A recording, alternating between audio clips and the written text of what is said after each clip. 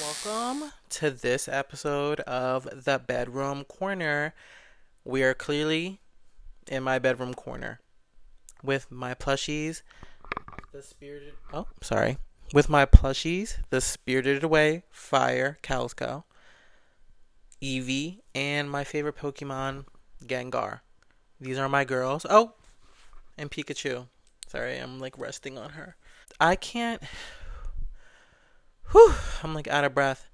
I don't know if you can call this a podcast, a video essay series, a culmination of video essays.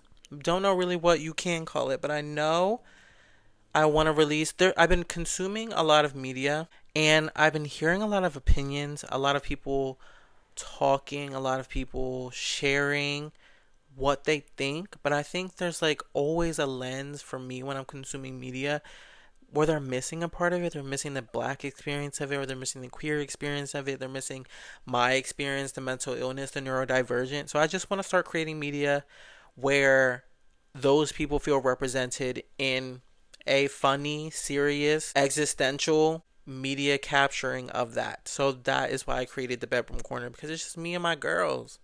It's just me and my girls. Just me and my girl. Me and my girls. Just talking. And that's all this is going to be, is talking. And if you're not down for that, you're a lame ass bitch and you've always been that. And that's okay. We do need lame bitches in the world. I just can't be one of them. First order of business. Osama bin Laden. I need that. I do. Osama bin Laden was 6'5". Clock that T. Picture of Osama bin Laden pops up right next to me as I'm talking right now. You're telling me you wouldn't smash? And if you wouldn't smash, hey, more power to you, girl. More power to you. I don't judge. Me? Cracking that. Cracking that. Cracking it. Don't care. Would.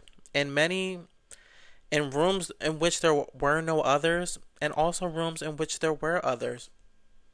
Honestly, I need to put on chapstick, and I'm trying to pull out my e.l.f. lip oil. Right. I just did that with my left hand. A lot of you bitches aren't ambidextrous. Thank you. So first order of business was Osama bin Laden would crack that. Right. Moving on. First, I want to discuss the Substack articles that I wrote, because I got a lot of questions on them and a lot of people read them. I want to encourage you guys, after you read my Substack article, I do appreciate all the DMs and the texts I've gotten from friends who read them IRL. But you guys, you have to like the article on Substack. Like it.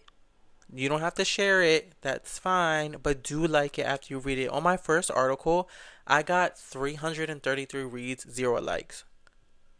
Oh, like, okay guys. Like, thank you for reading it. Maybe if you didn't like it, you don't want to leave a like, and that's fine. Also, I want it to be organic and it's not gun to your head. Go leave a like. But if you liked it, which a lot of you said you did, like it on Substack. Thank you. Support a bad bitch. But I got a lot of questions. People asked me why I titled the first article I wrote on Substack, "Why Everyone Hates Benson Boone."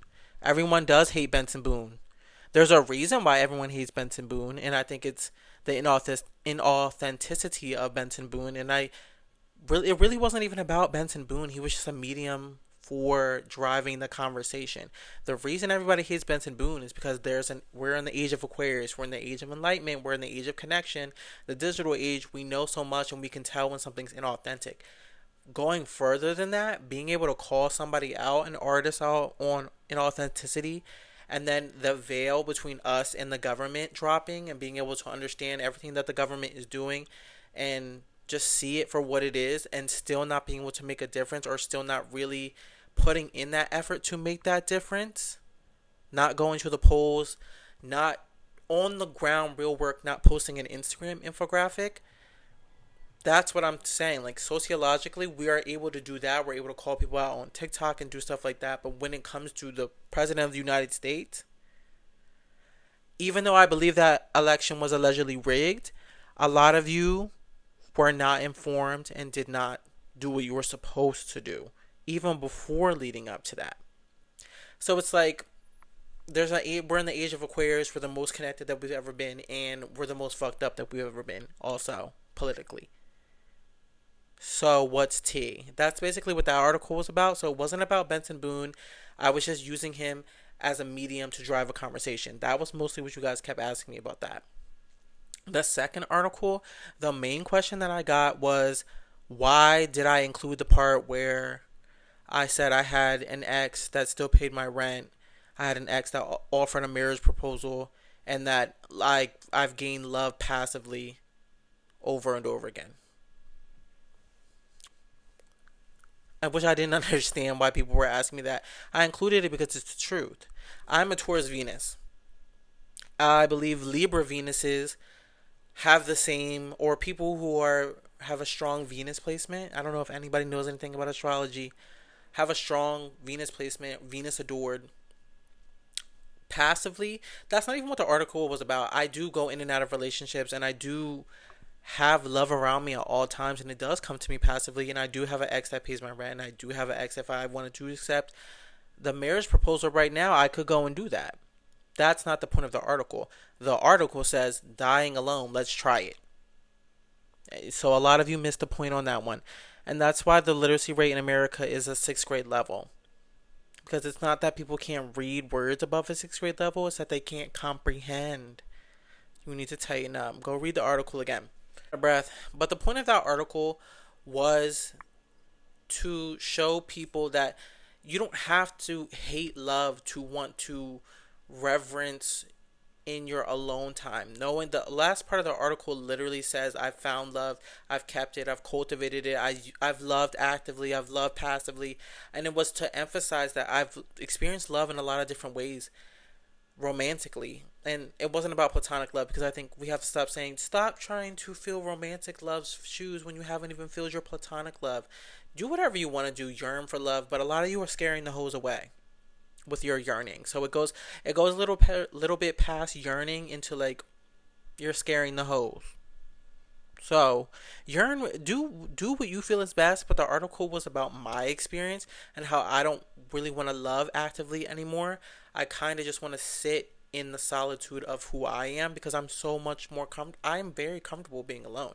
I love has loved me, and that was the point of me saying all those things about I've been plan A, plan B, and the emergency contact, because I've been those things. I've done my due diligence. I've never been broken up with. It's always me doing the breaking up. So as much as I've loved love, and it's not a self-love journey. I fucking hate that point too. I hate that, where they repackage this self-love in a society of capitalism where everything thrives off everyone hating themselves and hating each other. I don't think self-love is what we need right now. I think we need a good understanding of who we are as human beings. And there's a lot of aspects of myself that I want to hone, sharpen, and skill before I even enter into another relationship, as I end up talking to somebody right now. But right, I'm just a Taurus Venus at the end of the day, and it was just my perception of what I felt at that time about love. And the article is also like 3 weeks old. So I'm also a Gemini sun.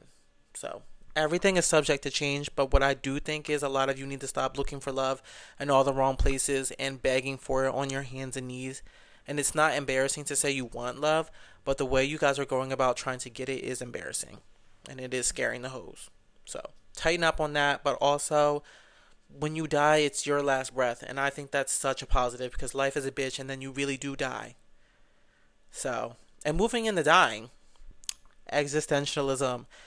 I was listening to a podcast. I was listening to I don't even know if it was a podcast, but it's Upstairs Neighbors, and I was listening to Maya's YouTube channel, and she was talking about being existential. I was also listening to Caleb Heron's podcast, and he had this man on who had a fear of mortality, and they were talking about hypochondria and how they were both afraid of dying at certain points of their lives, and the one man was still afraid of dying. And Maya was kind of talking about that and how she has a fear of death.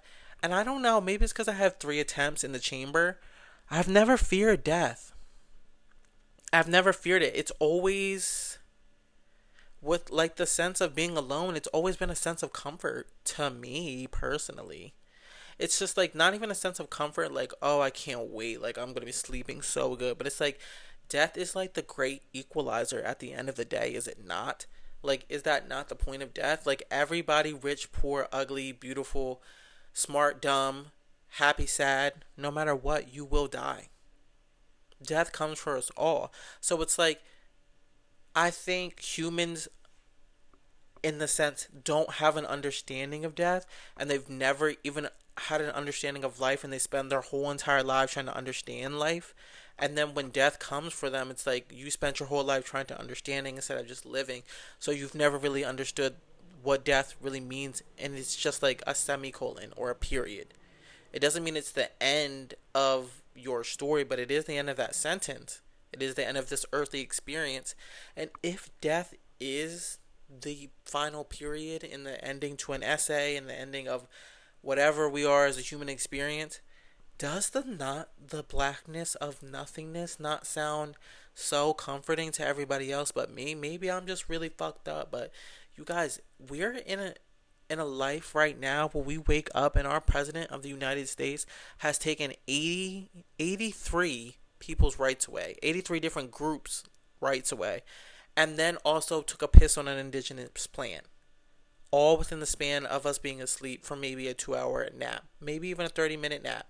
Maybe you fell asleep at your desk while you're at work and it was only a 5-minute nap. He's still taking away all these people's rights in that span of time and then told you to shut the fuck up. Like, I don't know, the blackness kind of sounds good right now. I don't know, you guys. Like, I'm a little bit tired of the human experience and always having something else happening. Maybe that's just me. Maybe everybody else is okay with it. I don't really know. And it scares me that I don't know. But at the same time, there's a lot of people on this earth that I don't want to share the human experience with. Moving into our next topic, literally smoothest transition I've ever had. Ethel Kane wearing a legalized or normalized incest t-shirt. There's something. Ethel Kane identifies as a trans woman, also autistic, according to their Tumblr, so allegedly. And there was so much that was coming out about Ethel Kane. I've never heard of this person before, and I won't speak too much on you, Miss Ethel. But I will speak about the queer umbrella, so the LGBTQ plus IA, and specifically I'm speaking to white people. And this is also, side note, my issue with like Violet Chachki. And not to say Violet Chachki is a racist or has said anything like Ethel Kane has said, but before it gets to there, I think it starts with a Violet Chachki. It starts with someone and Violet Chachki can say whatever she wants about drag. She eats drag down, house boots, clock at Mama T. But when I see Violet Chachki, and she's a winner also, and she does great drag, she's amazing. But I feel when white twinks who are gay have so much to say about a topic, it bothers me. Like, I think about that, her saying, like, someone saying hot Lana, and she's like, no one says that. Yeah, like, no one says it seriously, but people do say it. Black people say it. Like, black people say hot Lana. So it's like, maybe your small sect of people, and I'm not saying Violet, I don't know anything about Violet Chachki. It's just her as the silhouette. It's not really Violet Chachki. But also it is Violet Chachki. I just don't like bitchy twinks, because when bitchy white twinks, because, well, you have to be a twink to be white, whatever that discourse. But when whatchamacallit, Tony on Girlfriend, when she was being a bitch, it's charisma, uniqueness, nerve, and talent. And when the Hillary from Fresh Prince of Bel-Air was spoiled, it's charisma, uniqueness, nerve, and talent. Because even in the face of opposition of being a black woman, a woman that is black, to marginalized communities, even though there's more women in the world than there is men, or at least in America, despite that, they're not shrinking to fit the boxes that society is putting them into. And I think a lot of white queer people specifically identify so much with their queerness and being part of a marginalized group that they forget that they're white people. And they forget that they have certain privileges and certain And for better or worse, their word is heard so loudly across the world that it's like, pipe down, little bitch. Like, I don't want to hear anything you have to say. And most people don't. And you need to move a little bit more inconspicuous because you need to shut up. And that's why it brings me to Ethel Kane. It's like, you're saying all this stuff, all this, you have allegedly pedophilia in your art. You've said these racist things when you were 19 years old, and you said you knew what you were saying. And I said it anyway, and that's whatever kind of fucking apology that is.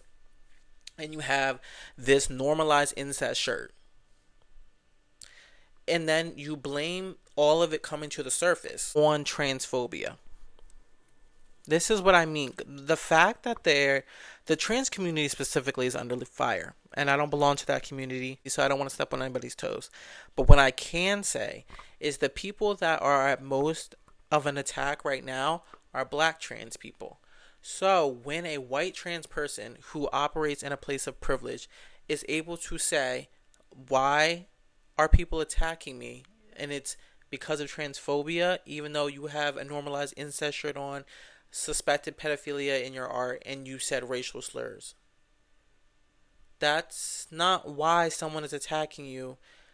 You're offending a lot of communities and you're moving like a weird bitch. But you're blaming it on someone attacking you for your allied queerness, your transness. You're putting that up as a shield. And when you don't realize is that's going to affect black trans women, black trans people more, because they're now going to associate you at the front because you're a white person, you're always at the front of whatever movement, or you should be, or you have the loudest podium or the tallest podium and the loudest mic. So they're saying, oh, now they're going to associate transness with pedophilia, with incest, with racism, with all of these things that are negative in the light of black trans women fighting the good fight. People like T.S. Madison, people like Laverne Cox, people like just people, period. Black people, black trans people, period. You're putting them in more danger by now associating the weird shit that you do with queerness. So you're just a weird bitch, and you look funny too, and I don't like that. So you bother me, and I don't like that you're not getting your lashings, because when Doja Cat put that weird ass neo-Nazi shirt on, she got her ass whooped on the internet for a really long time. When she was in them chat rooms, she got her ass whooped. She skated by on that light skin privilege for sure, but she got her lashings, and she knew better. You? I think people are letting you slide a little bit too far back, and it's because you're a white weird bitch, and I don't like that.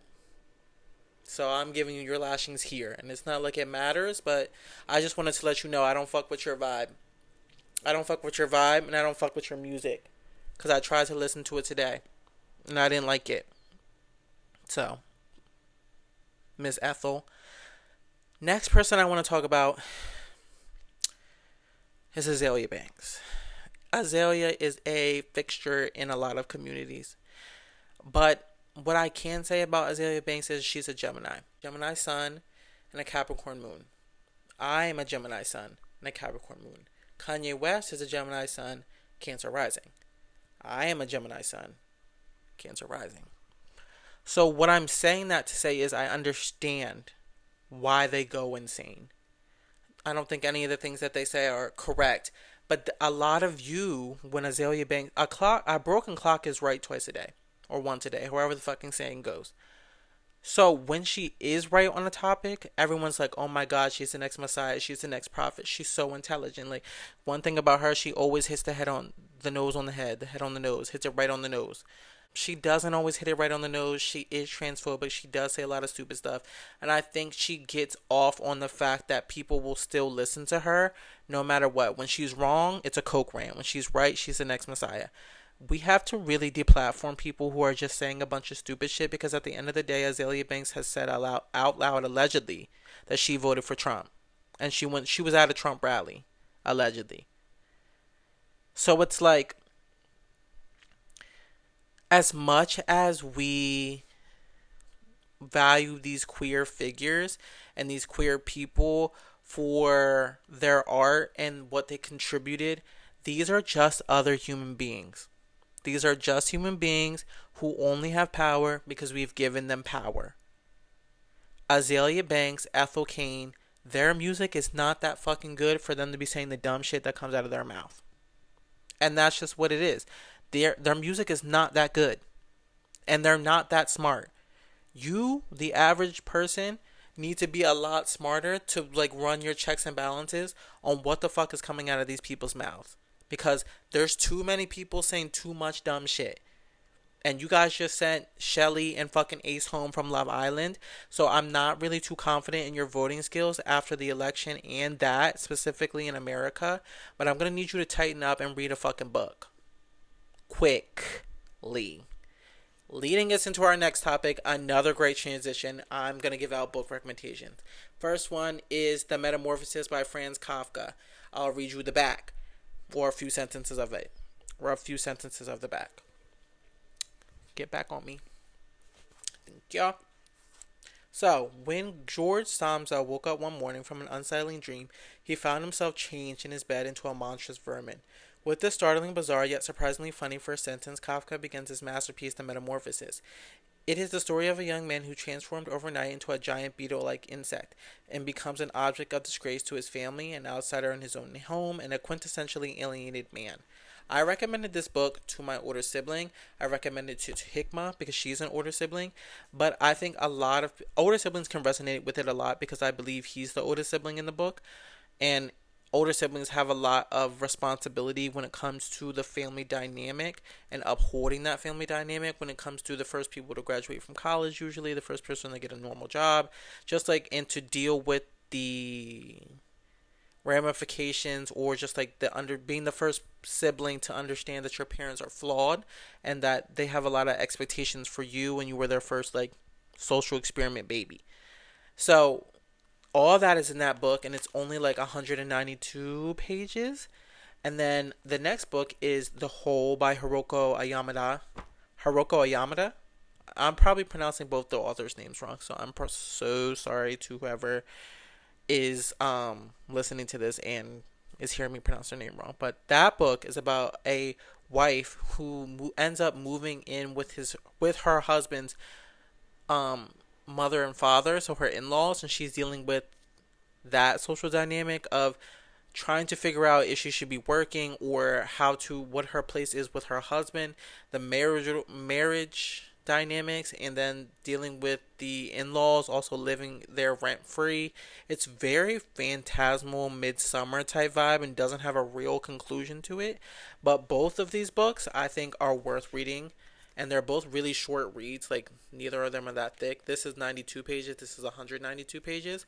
So I think they're both worth your reading, and you need to be reading more anyway. You need to expand your vocabulary. A lot of us are listening to you read out loud and listening to you talk, and you use the same words over and over again, and we don't know if you know the definition of verb and adjective and noun, and we don't know if you know how to use a comma correctly or how to use a semicolon or a colon or a period or M dash. And ChatGPT is taking over the world right now, and a lot of you are not smart. So go read those books and then get back to me.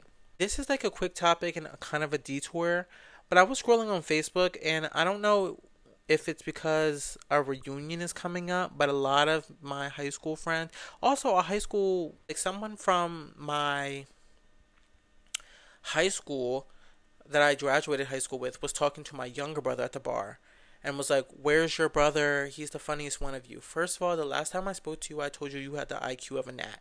So it's like, why are you acting like we are friends? Because you peaked and I didn't like you even when I was not at my peak. Do you know what I mean? Now you realize that I've moved past you and you're trying to like hold on. Like, I think when people peak in high school, it leaves them at a place where like, oh, let me try to connect with people I see who are moving in a direction I want to be moving in, or have moved out of our hometown and stuff like that. And I don't think I'm better than anybody, but I think in the society we live in, there are markers to people who are bad people and then want to latch on to people who they see are moving in a way that they wish they were moving.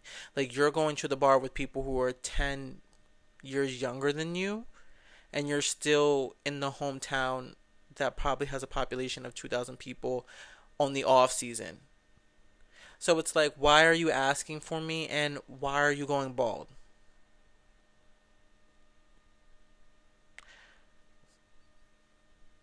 Like, those are the things that like bother me. Do you know what I mean? And it's not like I'm mad about it, but when I hear about it, I'm like, that's interesting. You're a Trump supporter. What do you think that we have in common now? Or even when we were in high school? What do you think that we're going to be? What do you think when you do talk to me, when you did talk to me? I was opinionated and I was all these other things, but because I was 345 pounds, I had a fucked up haircut, and I didn't know how to fucking dress. So it was the people, those people were comfortable disregarding my opinionatedness or like infantilizing my opinionatedness or being able to deal with it because I wasn't in a social standing where they had to. At the end of the day, I was fat, black, and had a fucked up haircut. So in a town that had 98.9% white people, so I didn't have a high social standing. Now that I've moved out of there, we realize the world's so much bigger than the high school we went into. Now you want to reconnect and try to talk to my and the same person.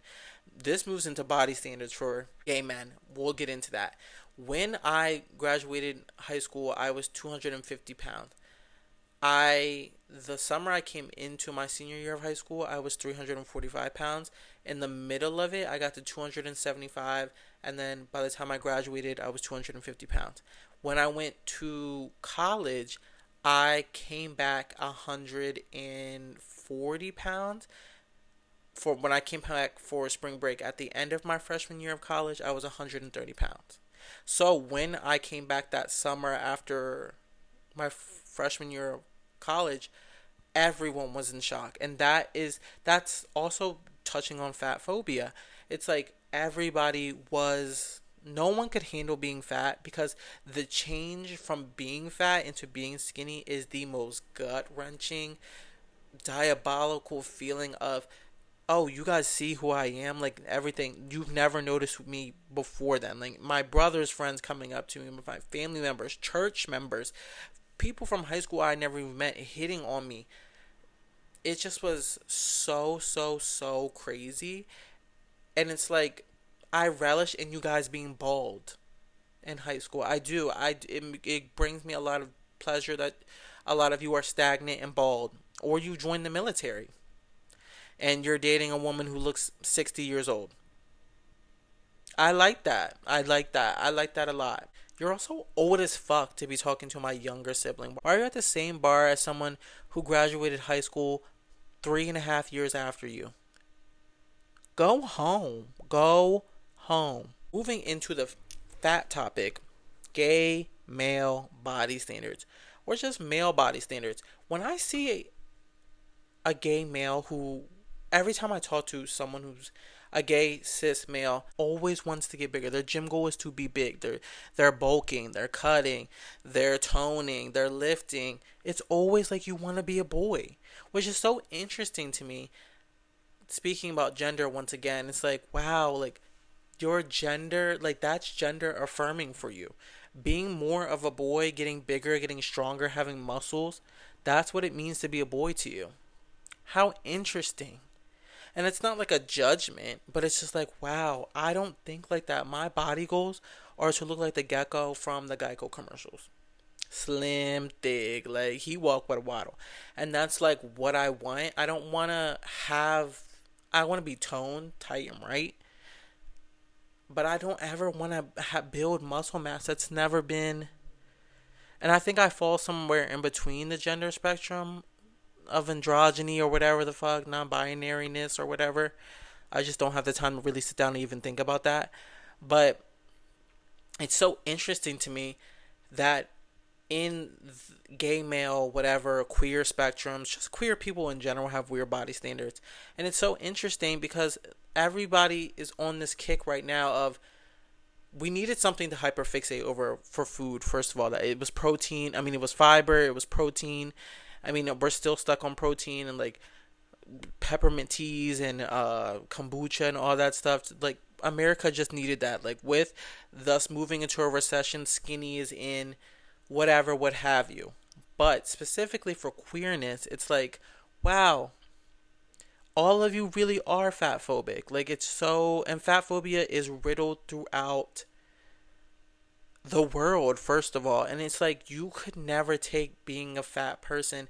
And I don't like when people Instagram infographic, and we'll get into that too, of body positivity and this is how you should feel. I went to college with a bitch like that, and it's just like, you yourself, if you got skinny, would not date another fat person.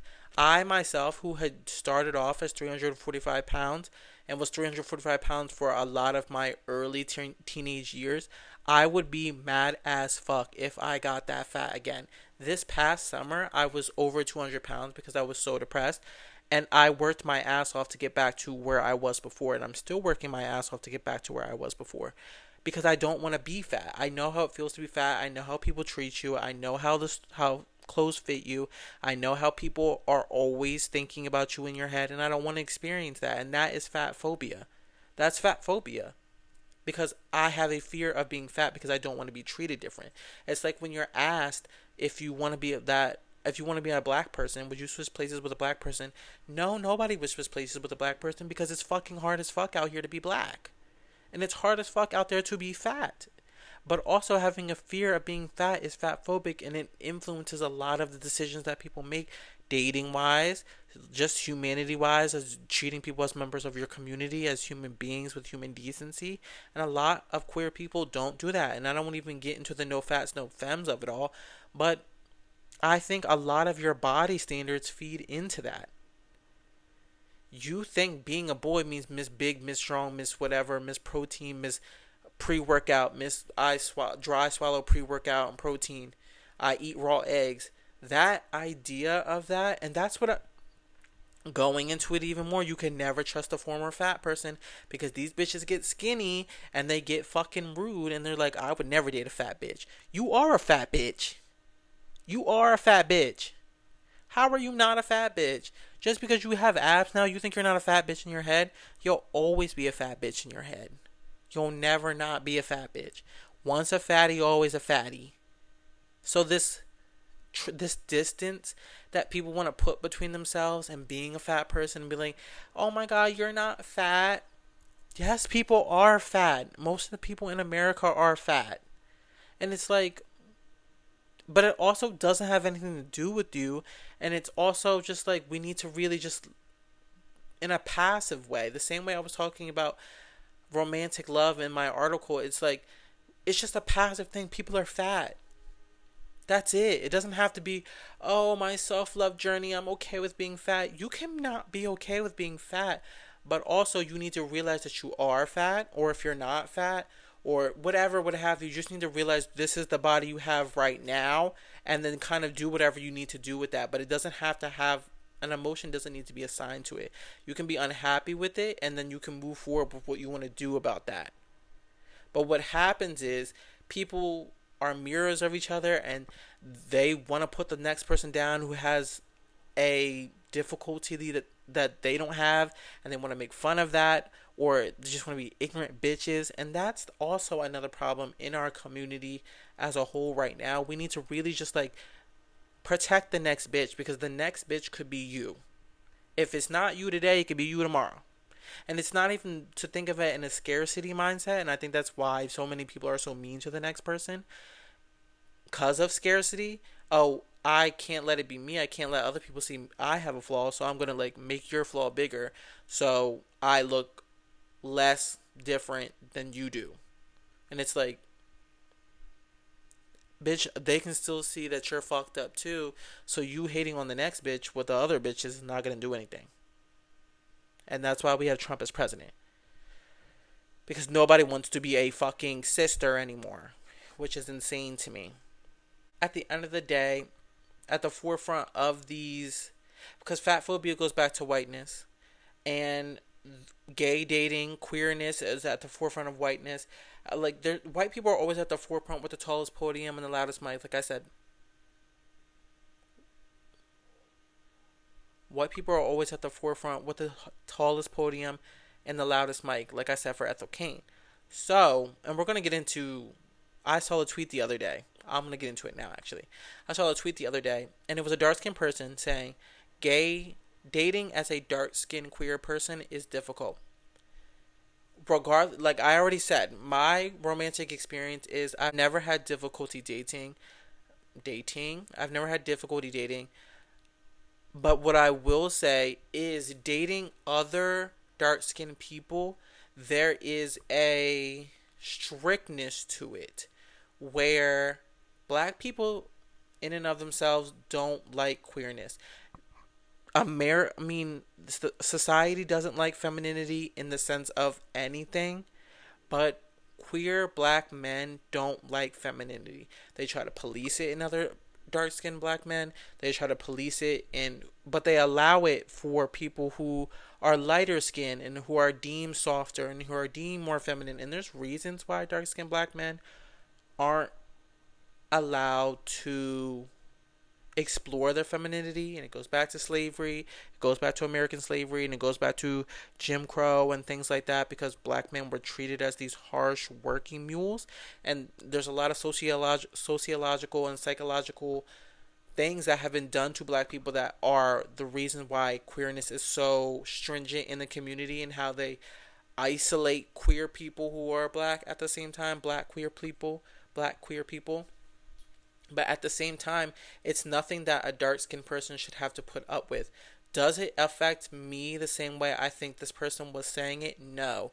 But in the replies, people were like, that's because you go for people other than your race, all these other reasons, this, and that, etc., etc.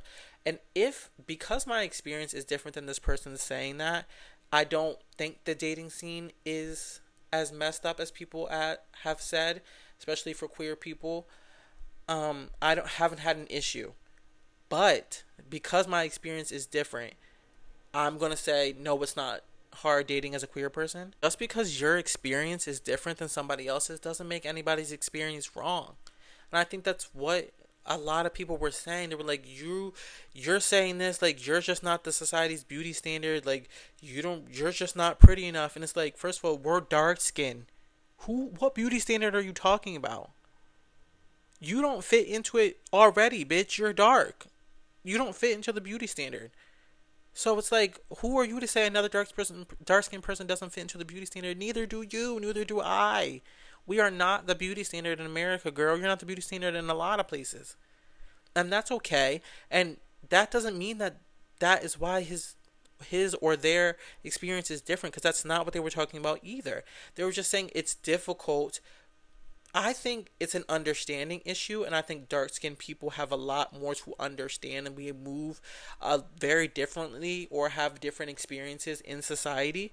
But a lot of people of color do, a lot of queer people do. But when you're queer, dark-skinned, neurodivergent, whatever, what have you, it becomes with a lot more. So I think a lot of people in a romantic sense don't have the understanding for dark-skinned queer people. That's what I think it is.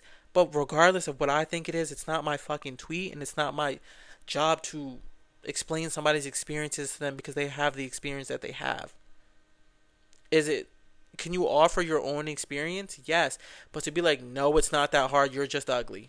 Bitch, I don't know. Someone has really told y'all that you are this charisma, uniqueness, nerve, and talent. Because when you get on that internet and get behind that keyboard, you have a lot of mouth. And I have been beat up a lot. I have been jumped, and I've learned how to fight. And I hope a lot of you can learn how to fight too. Because I would beat the shit out of some of y'all. I would do it. I truly would. And that fat phobia, that non-allowing space for dark-skinned people to have their voices heard on the smallest podiums with the lowest mic comes from a whiteness. Like, fat phobia and the not allowing space for dark-skinned people all stems from whiteness. And whiteness, I want to say this also, great transition, Brennan, amazing. Whiteness is not real. Whiteness is unbridled or unshakable politeness that's never been shaken before. You can move as a white person in the world where no one else can, because your safety is not going to be in danger. Your livelihood is not going to be in danger, likely on the base of your race. It's not going to be, because you have so much privilege and protection in this society that no one else can. So, yes, whiteness is polite and demureness, and it's honestly not even that either. White people are some of the most rageful, evil human beings in the world. They are just that. Like, look at, like, white people won't even move on the side of the street for you. They won't move. They don't recognize you as it's like literally a psychological study. They don't recognize you as a human being. They don't want to move out of your way, and they're selfish, and they won't move unless you don't move and you move them. And I do that every single time. But it's this false demureness. It's this false politeness that's never been checked. You're never going to be in, like, that's why, even going back to the Boston Tea Party, George Washington called the people who dumped the tea into the river or into the ocean or whatever the fuck, into the water. George Washington called the people who dumped the tea into the water, he called them rioters and looters.